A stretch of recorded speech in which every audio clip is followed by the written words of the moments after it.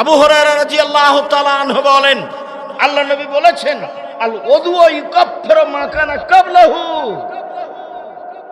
ওযু করলে তার অতীতের সব পাপ মিটে যায়।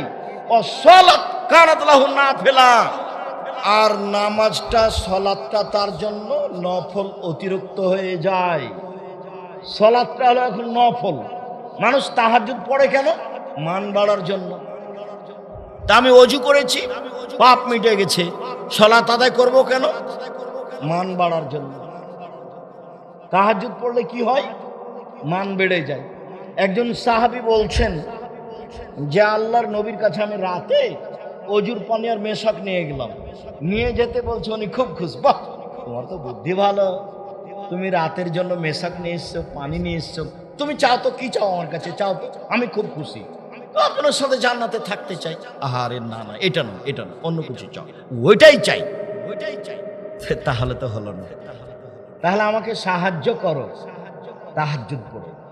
তাহাজ্জুদ না পড়লে আমার সাথে থাকা যাবে না। রাতে সালাত আদায় না করলে আমার সাথে থাকা যাবে না।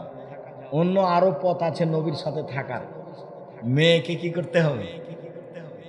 লালন পালন করতে হবে। আর একটা কি করতে হবে? এতিম লালন পালন করতে হবে।